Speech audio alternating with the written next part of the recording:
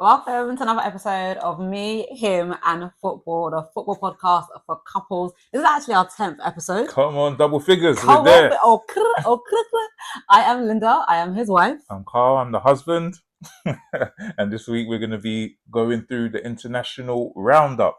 We're getting closer to World Cup draw time. This is going to be the draw in December. We had an international window, so we're going to see who's qualified, who's on the way to qualifying. We're going to Nigeria. we're going to go through anything else you might have missed during the international break. Lynn's going to learn about the various domestic and international competitions. There you go. This is why I'm here.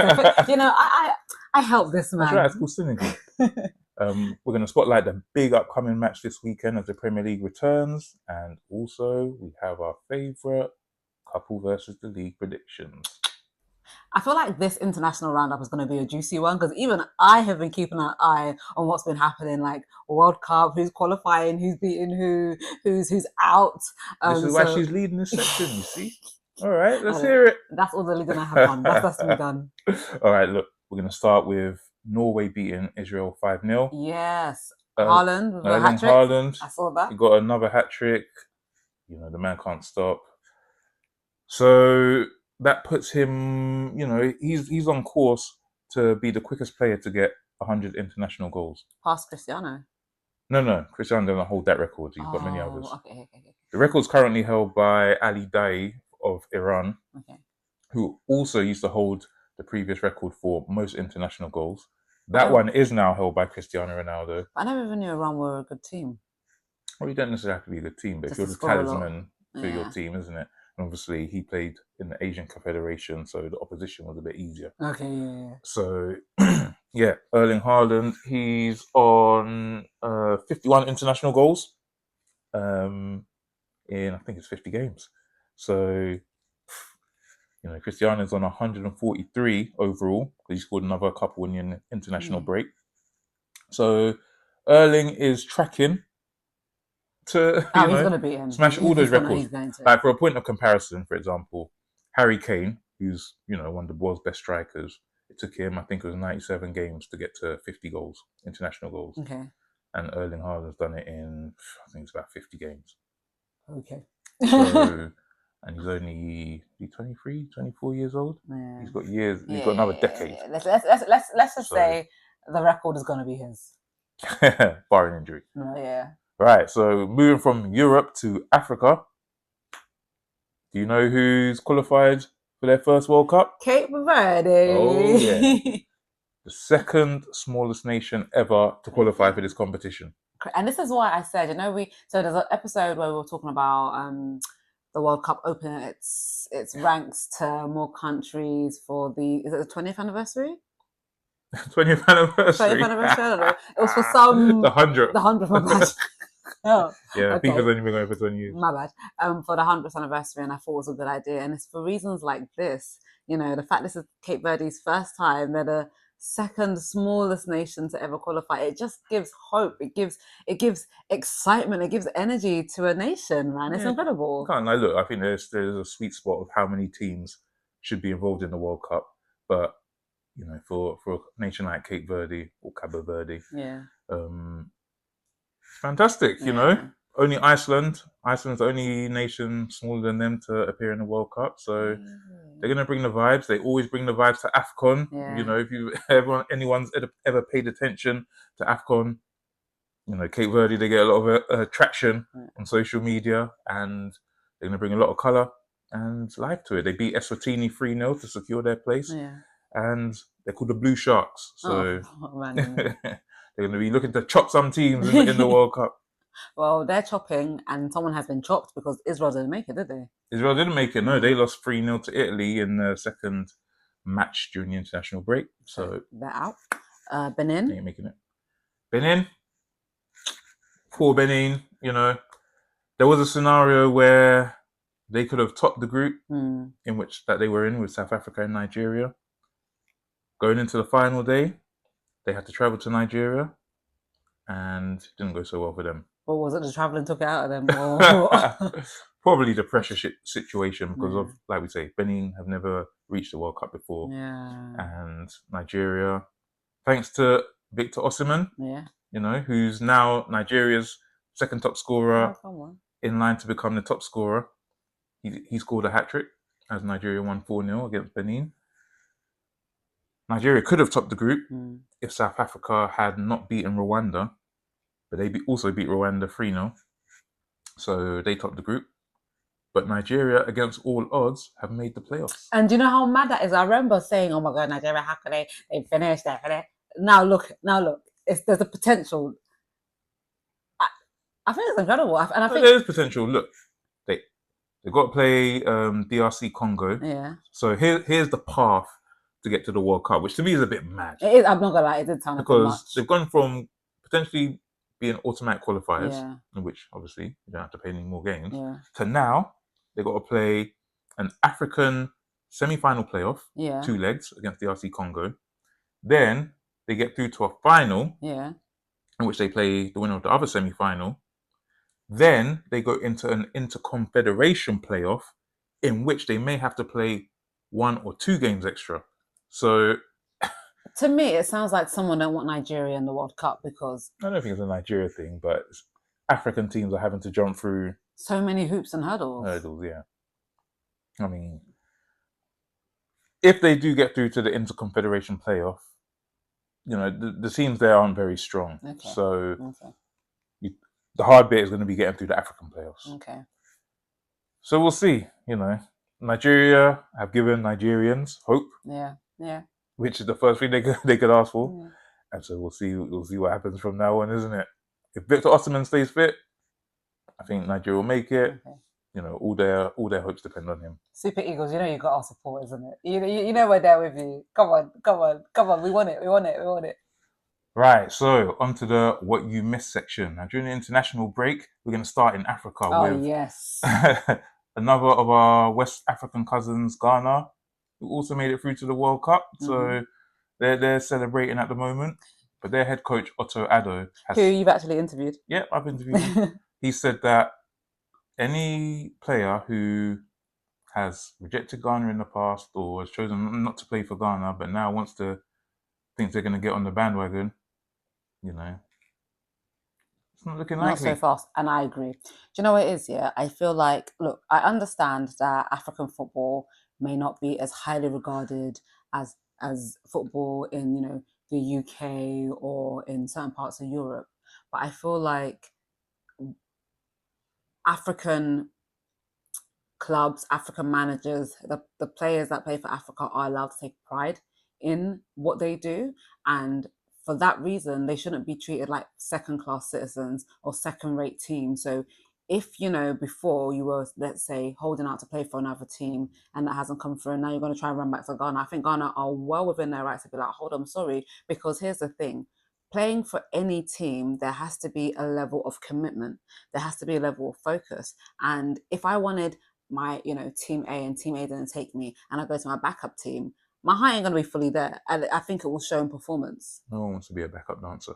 Period. No one wants to be a backup or plan B. Do you know what I mean? So no, exactly. I love that for Ghana. I actually love that. Ultimately, look, there's a group of players that have got them to the World Cup. Yes. So first of all, it's going to be hard to gate crash anyway. Yeah. But second of all, like you say, it's about commitment. Yeah. So you've got to show commitment and willing.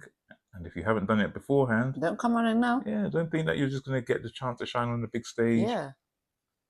Yeah, I respect Addo's stance. Yeah, 1000%. And I think he did say, obviously, it's still player by player basis, and I love that he's caveated that. But I think the overarching message is African football, African teams, they need to be respected. 100%.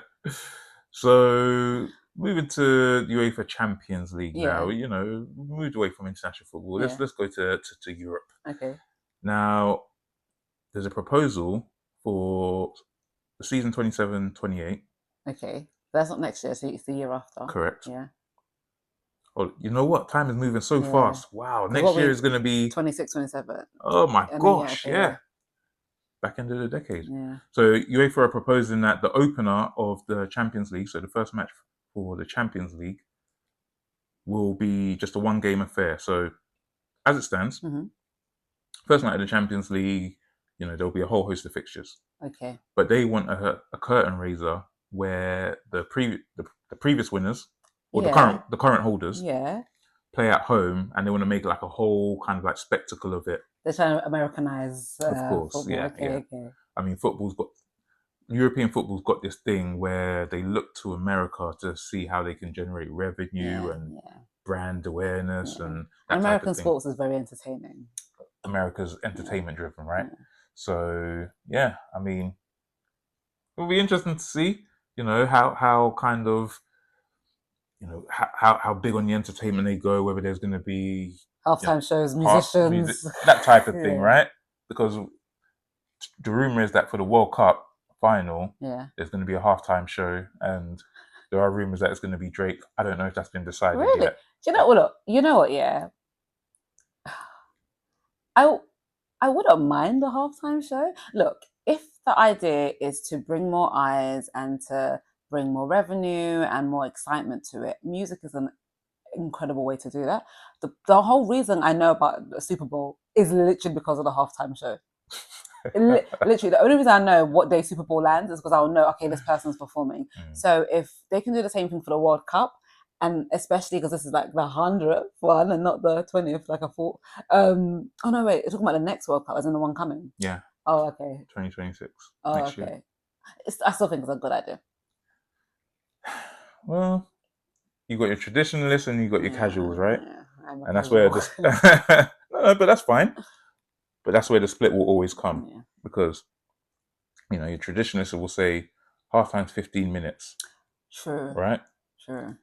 And what you don't want is for players' muscles to get cold. They've been running around.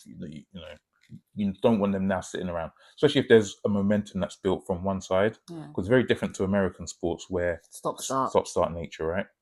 So, it'll be interesting to see how that plays out. So moving from the continent to domestic, you see, we're gradually getting back into the Premier League. We're moving. The Premier League, for the next 2 round of fixtures, have said, so they have their No Room for Racism campaign, which they have every year.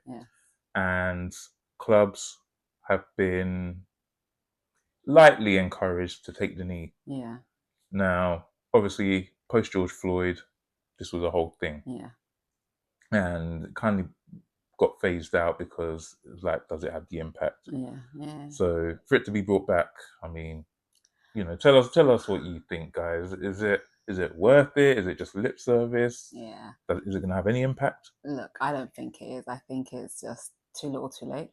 I think whenever organisations want to do things about racism in October in the UK, it feels very performative, because I don't know if you know, but October in the UK is Black History Month. So it's just like, if you really stand by a cause, you stand by it all year round, not just in a specific month. So the fact that the taking a knee has been phased out anyway, to bring it back, for just 2 special weeks? Are those the 2 weeks that are going to cure racism? I don't think so. Are those 2 weeks going to change the hearts and minds of those fans that still come to the stands and be yelling monkey and be throwing bananas? I don't think so. So I think it's very performative, personally. Yeah. I don't really see the benefit of it, especially as it's, look, it's not mandatory and shouldn't be mandatory, but again, if it's not mandatory, you're going to get some people doing it, some people not, and I don't really see the point of it. I think there are better things they can do to combat racism within football, and that goes into grassroots, making it accessible for other communities. But that's a whole nother conversation. So something that I wanted to bring, but you might have missed. This has been online, so if you missed it, I don't know where you've been at, but there's a situation between... And everything she's going to say is alleged. It's alleged, by the way, yes. A situation allegedly between a very prominent UK player, Jadon Sancho, and a famous American rapper, Saweetie. Now, they've long been rumoured to be in a relationship. Jadon tattooed her real name on his neck. I don't know if you saw that. I didn't see that. What? Yeah. He love. So... this lady, her name is Maybach May. She basically has come out to be like, look, I introduced them to, if you get what I mean. They call it the world of yachting on social media. I know. Yo, babes. I'm the one learning now. Babes, when I tell you, so I saw this creator. But I know the story, but I didn't hear about this. There's a creator online. I don't know her name, and she was like, Maybach May has shown us more about the yachting world. So I'm thinking, okay, maybe this May actually runs she has a yacht business. Nah, yachting is a name for something else. So basically, allegedly, May introduced Saweetie to Jaden as a client. So Jaden is the client, and Jaden is supposed to pay Madam May for her services and hasn't been paid. And May has gone into social media to expose both of them, atting Jaden and saying, don't let me spill more tea. There's even messages between Saweetie and May where Saweetie says, when girls run up on Jaden, how much do they normally spend? Hey. How much do they spend for the weekend? So, but it's all alleged, but it's looking like May might be a madam. And I don't know what this means for Jaden's career, because taking it back to football, this is not going to mean nothing for his career apart from banter in the dressing room.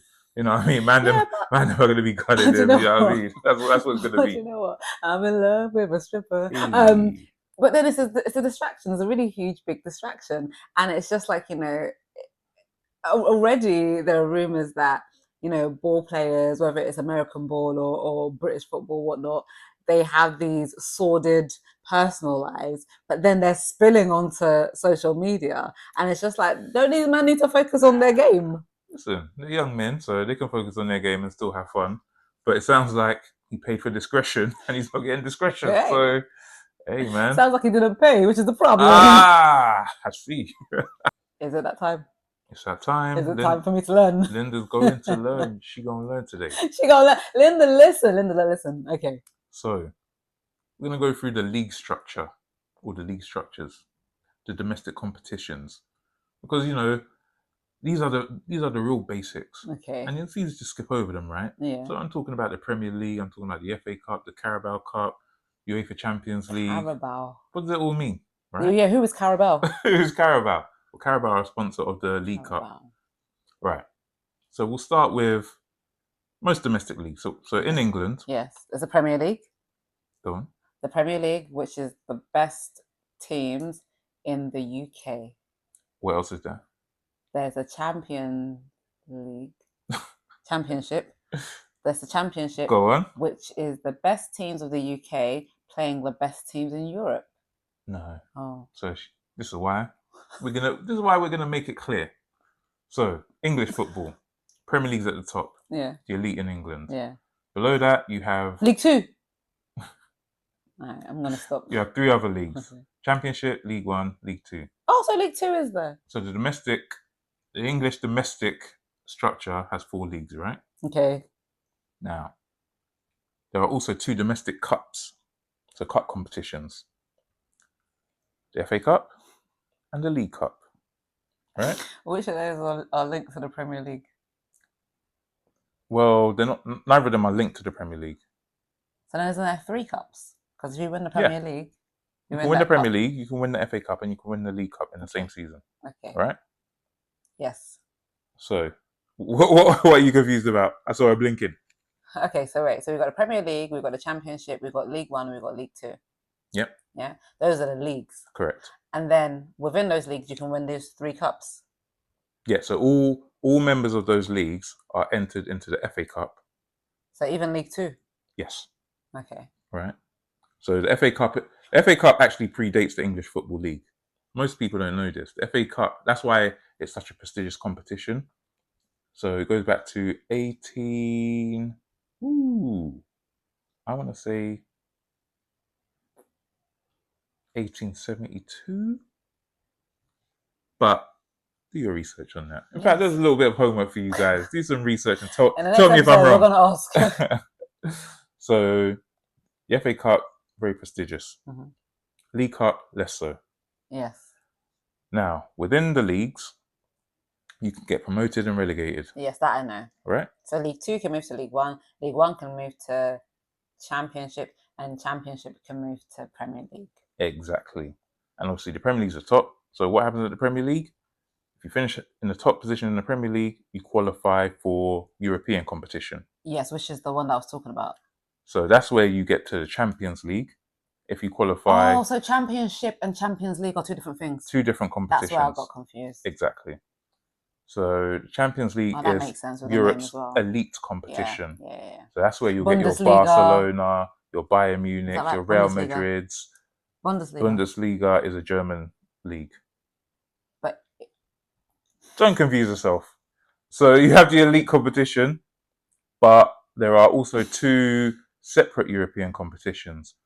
So similar to as you have the FA Cup and the League Cup in England, Europe-wide, you have the Europa League, which is like the second level of competition, yes. and the Conference League. Okay, yes. So depending on where you finish in the Premier League, so if you finish in the top 4, sometimes 5 positions, that's Champions League. Okay. 6 or 6 and 7 might be Europa League, and then 7 or 8 might be Conference League. Okay. Right. But actually, this season, there are 10 English teams in European football. But we're not going to go into why that is because we don't want to confuse you all. Okay. Right? So you've got the European competitions. Yes. Yeah? Three levels of competition. Yes. The Elite Champions League, Europa League, and the Conference League. Yes, I got it. So that's domestic football, that's European football. Yes. Then at international level. Yes, you have the World Cup. Of course, that's the pinnacle, that's the top. Yes. But then you have the regional championships as well. So like AFCON. Like the European Championship. Yes. Like the Copa America. Yes. Which is the South American one. Yes. And the Asians Confederation have theirs. And I think Oceania. Australia might be part of the Asian one. Okay. Anyway. So that's basically all the different tiers of competition. So domestic, European, and international. There you go. Now my head will explode. And you won't see me for the next segment. All right. We got the return of the Premier League this weekend. There's only one more international break. So there's only one more time that we're, going to have to go through this period of anticipation and waiting for the return of domestic football. Well, we're here. Sounded like a real stan. So the big match this weekend, we're spotlighting Liverpool versus Manchester United. The biggest fixture. Please, give one moment, because what I can't have, Man United, I'm talking to you directly. This guy right here has been supporting you forever, right? And I can't have you guys putting this man in a bad mood, yeah? So I'm going to need you guys to step up and handle business. You heard her. But listen, Manchester United, they won before the international break. They beat Sunderland 2-0 at home. The most comfortable performance Manchester United have produced for a while. Liverpool, off the back of 3 consecutive defeats, 2 in the league. So, who's the pressure really on going into this game? I would still say it's on Man United, because you've told me before that Man United are very good at, coming through when it comes to the little things that aren't important. But when it's the big things, that's always the opposite way. Well, or they just don't come through. Saying that, we got a draw in this fixture last season. So, What, draw of Liverpool? Yeah. Okay. So going into this game, there's going to be a little bit of confidence, I think. The problem is the international break probably came at the wrong time. You want a bit of momentum, after a win. So, but Liverpool have their issues. Alexander Isak, record signing. Didn't have a good... Yeah, he's not performing. Didn't perform for Sweden either in the international break. They're bottom of their group. They haven't won a game. Him and Victor Gyökeres, Arsenal striker, couldn't find the net. He hasn't been able to find the net for Liverpool in the league. The pressure, Manchester United players get a lot of scrutiny. Even just this week, there was an article on whether Benjamin Sesko, who scored 2 goals for Man United since he moved in the summer, about whether he was the worst deal of the summer. It's like, hold on. You've got Florian Wirtz, who was the first player that Liverpool broke the British transfer record for. No goals and assists. You've got Alexander Isak, no goals, who isn't the current British most expensive player in British history. So it's like, how come Manchester United gets all the scrutiny? Because Manchester United drives the clicks and the engagement, So Liverpool, they've been getting away with it. We'll see if they get away with it this weekend. Mo Salah as well, not been on form. But I don't think he played international games for Egypt because I think they'd already qualified for the World Cup. So he's well rested. And he's had a poor season so far. So is this going to be the game to kickstart his season? We hope not. You hope not. Liverpool fans out there saying that. Yeah, well, they're entitled to want what they want.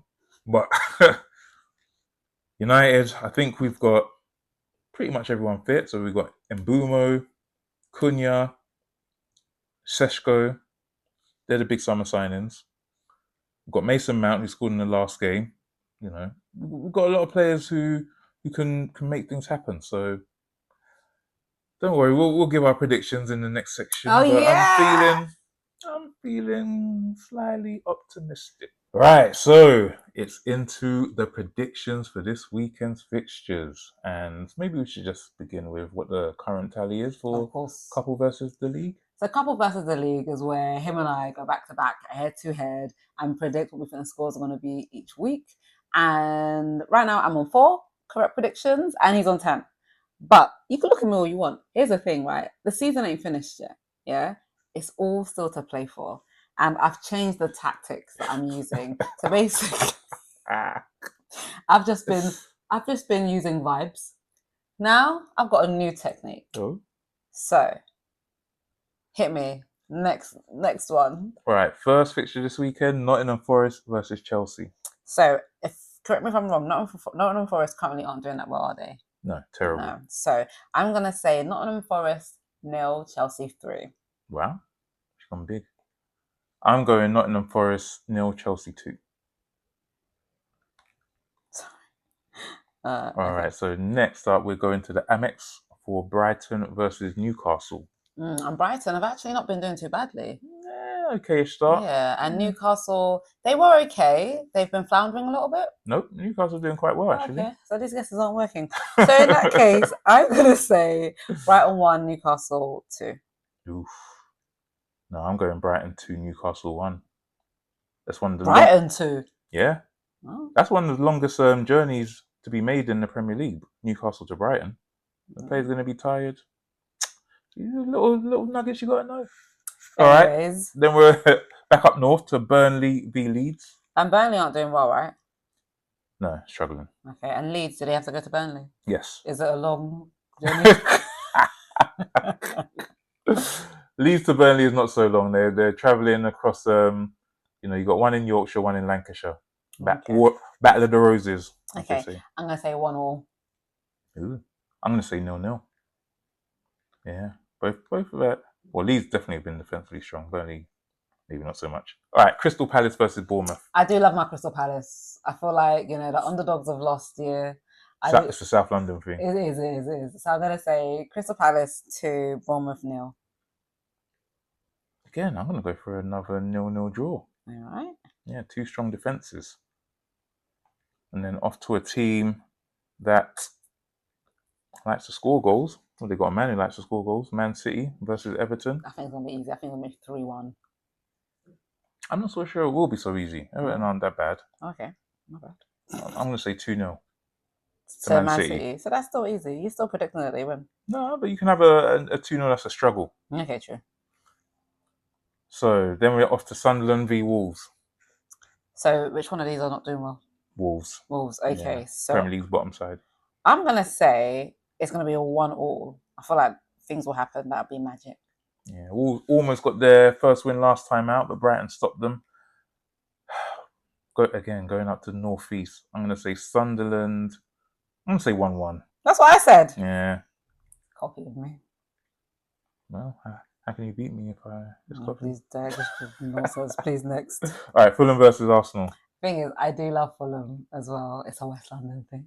But I feel like Arsenal, they're doing all right, So yeah, they're doing better than all right. They're top of the table. Yeah, exactly. Well, clearly I didn't know that. So I'm gonna say it'll be Fulham 1, Arsenal 2. I'm gonna say Fulham 0, Arsenal 2. Arsenal currently got the best defense in the Premier League. All right. Tottenham versus Villa. Always a strange fixture, this one. I'm just gonna say 2-1 to Tottenham. Yeah, Villa had a terrible start, but they're back up. They've got a bit of form now. I'm gonna go 2-2. Then the big one, the biggie, Liverpool v Man United. That's where you have to. Where I struggle with heart and head. Yeah, this is where you have to do some algebra. So I always, I always support my man, always support my husband. So I'm gonna keep doing that. And the best I can do for this is 2-2. I'll take that. But I'm not going that. I'm going Okay. 1-1. And then the final fixture of the weekend is West Ham Brentford. Oh, who's doing well? I mean, should I even be helping her? Yes, Yeah, because I you're can help helping her. the lovely audience as well. Yeah, all right. I'm a nice guy. Come on. West Ham are doing badly. Okay. Brentford is doing better, but not a whole lot better, actually. Okay, I'm going to say 0 to West Ham and 1 to Brentford. West Ham have got their new manager Nuno in charge. Oh, He's no, quite bringing out new tight. facts. I'm going to go 2-1 Brentford as well. Oh, no, you went 1-0. Yeah. Yeah, I'm going 2-1. Okay. All right. No, I said 2-1. Ah! Sorry. Audience, I caught her trying to put in fake scores for me. I thought it was 2-0. So 1 for West Ham. Yes. And then 2 for Brentford. Hey. Why would look, accidents happen. I'm going to beat him fair and square. I don't need to cheat. We caught her. And that is it for episode 10. That's a wrap. Thank you for joining us. Don't forget to like, subscribe, connect, comment. What do you think? Do you think I'm actually going to win this season when it comes to couples with the league? Well, don't forget, she almost forgot. It's me, him, and football for all the socials. And it's me, him, and football @gmail.com if you want to send anything in to us. Anyways, guys, till next time. See you next time.